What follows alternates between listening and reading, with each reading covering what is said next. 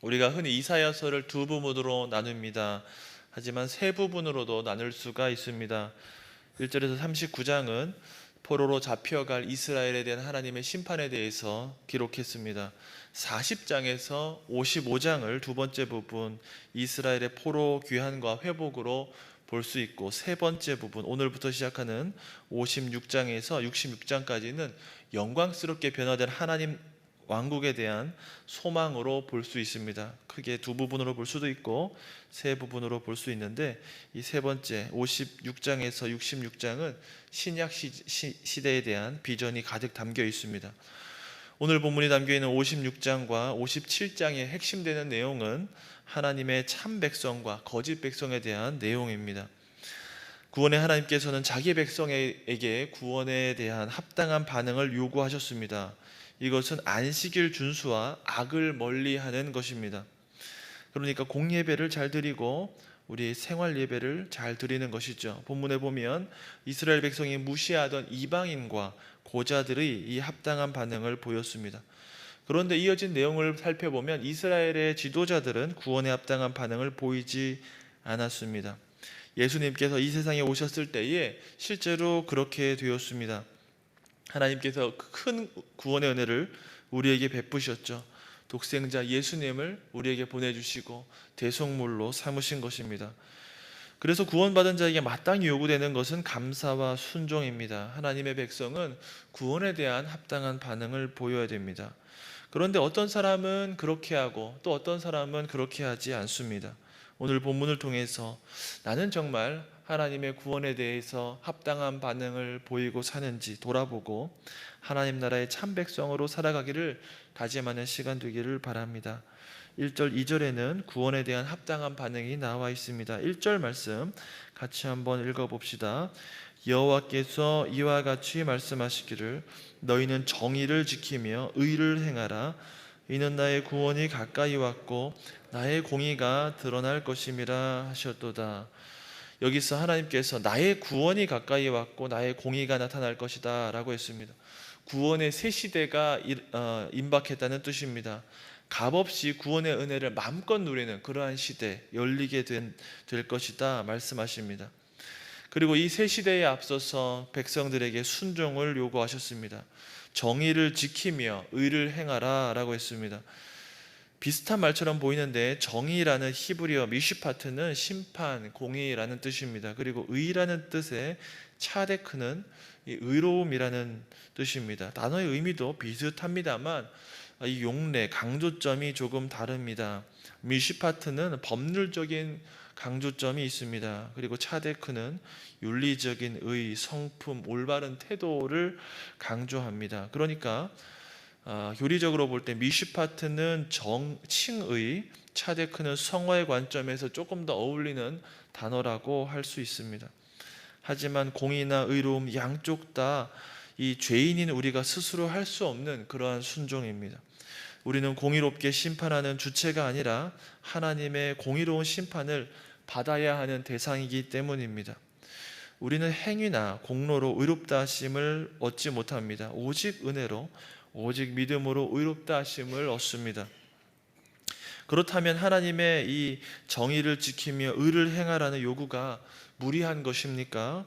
전혀 그렇지 않습니다. 공의와 의를 행함으로 구원받는 것은 아닙니다. 하지만 하나님이 주시는 의를 덧입게 되었을 때 우리가 구원을 얻게 됩니다. 예수님을 믿음으로 하나님의 의가 우리에게 전가됩니다. 그래서 우리의 신분이 바뀝니다. 의인이 되고 하나님의 자녀가 되었습니다. 그리고 우리에게는 하나님의 말씀으로 살아갈 수 있는 능력도 생기게 됩니다. 그래서 구원받은 하나님의 백성이 이 구원에 합당한 반응을 보여야 됩니다. 우리는 십계명을 행함으로 구원에 이르는 것은 아닙니다만 구원받은 자가 마땅히 하나님의 뜻을 따라서 감사하고 기쁨으로 이 십계명에 순종하는 삶을 살아가야 됩니다. 신분만 바뀌는 것이 아니라 이 신분에 걸맞는 삶이 자연스럽게 나타나야 됩니다. 그렇다면 하나님께서 요구하시는 정의와 의가 무엇입니까? 2절에 나와 있으면 2절 말씀 같이 읽어봅시다. 안식일을 지켜 더럽히지 아니하며 그의 손을 금하여 모든 악을 행하지 아니하여야 하나. 이와 같이 하는 사람 이와 같이 굳게 잡는 사람은 복이 있느니라. 하나님께서 요구하시는 것이 두 가지이죠. 첫 번째, 안식일을 지키는 것. 두 번째, 악을 행하지 않는 것입니다. 안식일 준수는 오늘날로 하면 공예배와 관련한 순종입니다. 그리고 악을 행하지 않는 것은 이 생활 예배, 이 삶의 예배와 관련한 순종입니다. 이스라엘이 징계를 받고 포로가 되는 이유는 무엇입니까? 예배를 실패했기 때문입니다. 하나님을 경시하고 제사 드리는 것, 예배하는 것을 멀리했습니다. 다시금 예배의 실패자가 되어서는 안 된다고 말씀하는 겁니다. 한국교회의 주일 성수에 대한 강조가 많이 사라지고 있습니다. 사적인 일로 공예배에 결석하는 사람도 이전보다 많이 늘었습니다. 또한 하나님께서 말씀에 정한 대로 예배하는 대신에 사람이 나름대로 고안한 방법대로 또 프로그램에 따라서 예배하는 모습도 나타나고 있습니다. 생활 예배나 이런 공예배 반대말로 하면 사예배겠죠. 우리의 삶의 예배입니다. 이런 상황도 심각합니다. 그리스도인이 세상에 나가서 쉽게 법을 어기는 모습도 찾을 수 있습니다. 세상의 법도 어길 뿐만 아니라 하나님의 법도 쉽게 어기는 모습을 보입니다. 악행으로 인해서 그리스도인들이 세상 사람으로부터 손가락질 당하는 일이 발생하고 있습니다. 하지만 하나님께서 우리에게 구원에 합당한 반응을 요구하셨습니다. 소교리 문답지의 구문에 이렇게 나와 있습니다. 하나님께서 사람에게 요구하시는 의무는 무엇입니까? 하나님께서 사람에게 요구하시는 의무는 그분의 계시된 뜻에 순종하는 것입니다. 그리고 예수님께서도 마찬가지로 누가 내 가족이냐, 누가 내 가족이냐 묻는 질문에 대해서 하나님의 뜻대로 행하는 자가 하나님 나라에 합당한 자라고 말씀하셨습니다. 성경에서는 구원의 여러 가지 측면에 대해서 말합니다. 대표적으로 믿음으로 의인으로 칭함받는 이 칭의의 은혜가 있습니다. 그리고 하나님의 백성들이 마땅히 걸어가야 하는 성화의 모습도 역시 구원의 여정입니다. 중생한 그리스도인이 삶에서도 새롭게 되는 것이 정상입니다. 오실 메시아 예수 그리스도에 대한 예언이 담겨있는 이 이사야 선지서에서는 새롭게 된 하나님 나라 백성에 대한 비전이 나와 있습니다. 본문이 말하는 것처럼 새롭게 창조된 하나님 나라 백성으로 믿음과 행실에 새롭게 되는 것이 당연합니다. 이처럼 새로운 삶을 살아가시기를 축원합니다. 3절에서 8절에는 구원에 합당한 반응을 보인 백성에 대해서 나와 있습니다. 3절 말씀 같이 한번 읽어봅시다. 여호와께 연합한 이방인은 말하기를 여호와께서 나를 그의 백성 중에서 반드시 갈라내시리라 하지 말며 고자도 말하기를 나는 마른 나무라 하지 말라. 하나님 주신 구원에 대해서 합당한 반응을 한 이들이 나옵니다. 이들은 이방인과 고자입니다. 이 고자는 육체에 큰 결함이 있고 생명을 생산할 수 없는 무능력한 이들입니다. 그래서 이스라엘 백성들은 꺼리고 차별했습니다. 그런데 이들이 구원에 합당한 반응을 했다고 나옵니다. 이사야서에서 이런 말씀이 많이 나옵니다. 이방인에 대한 비전이고 연약한 이들에 대한 비전이죠. 대표적인 말씀이 42장에 나옵니다. 42장 6절 7절에 이렇게 기록되어 있습니다.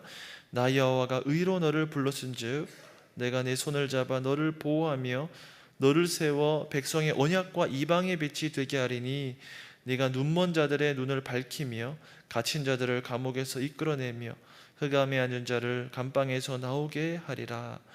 이 고난받는 종은 언약이 되시고 이방의 빛이 되시는데 이 눈먼 자, 갇힌 자들에게 좋은 소식을 전하게 될 것이다 라고 했습니다. 새로운 시대가 되어서 메시아가 오게 되었을 때 복음이 널리 퍼지고 의외의 사람들에게도 전해질 것이다 나옵니다. 이런 소식이 얼마나 우리에게 복된 소식입니까? 약 150년 전에 은자의 나라, 조용한 나라, 이 조선이라고 하는 우리나라에도 이 소식이 전해졌습니다. 이스라엘 입장에서 보면 우리는 이방인 중에 이방인 아닙니까? 지구 반대편에 있습니다. 하지만 이방의 빛이 되신 우리 예수님 때문에 우리 역시도 구원의 감격을 누리게 되었습니다. 복음과 함께 이 땅에 좋은 것들이 얼마나 많이 들어왔는지 모릅니다. 그리고 오늘날에 이르게 되었습니다. 얼마나 감사한 일이고 얼마나 복된 일입니까? 3절에 나오는 여호와께 연합한 이방인, 우리도 역시 해당합니다. 그런데 이방인에 대한 어떤 비전이 있습니까? 7절 말씀 살펴봅시다. 7절 말씀 같이 읽어보겠습니다. 내가 곧 그들을 나의 성산으로 인도하여 기도하는 내 집에서 그들을 기쁘게 할 것이며 그들의 번제와 희생을 나의 제단에서 기꺼이 받게 되리니 이는 내 집은 만민이 기도하는 집이라 일컬음이 될 것임이라. 우리 교회 예배당 전문에 이 말씀이 새겨져 있습니다. 내 집은 만민이 기도하는 집이다. 오늘 말씀에 나와 있습니다. 이 말씀을 통해서 교회와 신자는 어떻게 해야 하는지 생각해 봅시다. 하나님께서는 구원에 합당한 반응을 보인 백성들을 그분의 성산으로 인도하시는 분입니다. 그분은 집에서 그들을 기쁘게 하십니다. 그들의 번제와 희생을 기쁘게 받아주십니다. 그러면 7절 말씀에 그들은 누구입니까? 사람들의 예상과 다른 백성들이지요. 본문에 나오는 이방인과 고자입니다. 정상적인 이스라엘 백성들은 이 하나님의 구원에 대해서 합당한 반응을 보이지 않았습니다. 그런데 이방인과 고자들은 그렇지 않았습니다. 이방인은 이교도 국가 출신의 외국인을 의미합니다. 보통 이스라엘 백성은 이방인들을 자기보다 못한 존재로 취급했습니다. 할례받지 못한 자라고 해서 업신 여겼습니다. 그런데 너무나도 놀라운 일이 일어났습니다. 이스라엘 백성들에 의해서 무시당하는 이방인들이 여호와 하나님을 경외하며 안식일을 준수하고 악을 행하지 않게 된 것입니다.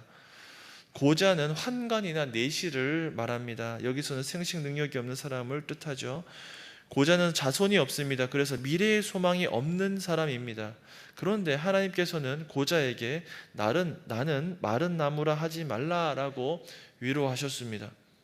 7절에 내 집은 만민이 기도하는 집이라 라고 하셨는데, 그렇다면 만민은 세상의 모든 사람들을 의미하는 것이 아니라 이 안식일을 준수하고 악을 멀리하는 이방인과 고자를 말합니다. 구원에 합당한 반응을 보인 사람들을 의미합니다. 하나님께서는 이들의 신분과 배경을 따지지 않으셨습니다. 차별하지 않으셨습니다. 그리고 이들을 귀하게 보셨습니다. 하나님의 성전으로 기쁘게 영접해 주셨습니다. 하나님은 이방인과 고자의 제사를 받으십니다. 그 이들에게 기쁨을 주시고 또 놀라운 약속을 선포하셨습니다. 놀라운 약속이 8절에 나와 있는데 같이 한번 읽어봅시다. 이스라엘의 쫓겨난 자를 모으시는 주 여호와가 말하노니 내가 이미 모은 백성 외에 또 모아 그에게 속하게 하리라 하셨느니라. 하나님께서는 이스라엘 백성들만 바벨론에서 예루살렘으로 모으시는 것이 아니라 이방인과 고자들까지 다 모아서 그분의 백성이 되게 하십니다. 우리는 사도행전에서 정말 그러한 일이 일어났다는 것을 확인합니다. 우리에게도 적용되는 말씀이죠. 이방인의 사도인 바울을 통해서 수많은 이방인들이 그리스도를 구주로 고백하고 세례를 받았습니다. 직접 언급되지는 않았지만 자녀가 없는 사람도 세례를 받아서 교회의 일원이 되면 새 가족이 생깁니다. 하나님께서 그의 아버지가 되고 그리스도께서 그의 교사가 되고 형제가 되어 주십니다. 교회는 그의 어머니가 됩니다. 성령님은 어머니처럼 말씀의 꼴을 먹여 주십니다. 그리고 같은 교회의 성도들이 혈통과 육정을 초월한 가정이 됩니다. 그래서 고자도 자신을 마른 나무라고 한탄할 필요가 없습니다. 성도들이 그의 새 가족이 되기 때문입니다. 풍성한 하나님 나라 유업을 잇는 자가 되었습니다. 사랑하는 성도 여러분, 우리가 주님께 초청을 받아 한 가족이 되었을 때에 정말 부유한 자가 되었노라고 고백하시기를 바랍니다. 믿음의 형제 자매를 얻은 일이 너무나도 큰 복이라는 것을 믿으시고 감사하고 기쁘고 하나님의 말씀에 순종하는 그러한 삶이 되시기를 바랍니다. 말을 맺습니다. 우리는 복음에 대해서 이방인이고 또 고자와 같은 사람들이었습니다. 하지만 하나님은 그런 우리에게도 복음이 들려지게 하시고 하나님 나라 백성으로 삼아 주셨습니다. 그렇다면 우리는 이 하나님의 은혜에 대해서 어떻게 반응해야 합니까? 오늘 말씀처럼 안식일을 지키고 더럽히지 않게 해야 합니다. 우리가 함께 모이는 공예배가 복되고 또 아름답게 되기를 바라고 노력하고 기도해야겠습니다. 또한 모든 악을 행하지 말아야 됩니다. 공예배뿐만 아니라 우리의 모든 인생에서 걸쳐 이루어지는 이 생활 예배, 사예배가 죄짓지 않고 하나님께 영광 돌리는 이 복된 예배가 산 제물이 되어야 됩니다. 이렇게 하나님께 영광을 돌리시는 복된 인생 되는 저와 여러분이 삶이 되시기를 주님의 이름으로 축원합니다. 아멘. 기도하겠습니다. 하늘에 계신 우리 아버지, 아버지의 이름을 거룩하게 하시며 아버지의 나라가 오게 하시며 아버지의 뜻이 하늘에서와 같이 땅에서도 이루어지게 하소서. 오늘 우리에게 일용할 양식을 주시고 우리가 우리에게 잘못한 사람을 용서하여 준 것 같이 우리 죄를 용서하여 주시고 우리를 시험에 빠지지 않게 하시고 악에서 구하소서. 나라와 권능과 영광이 영원히 아버지의 것입니다. 아멘.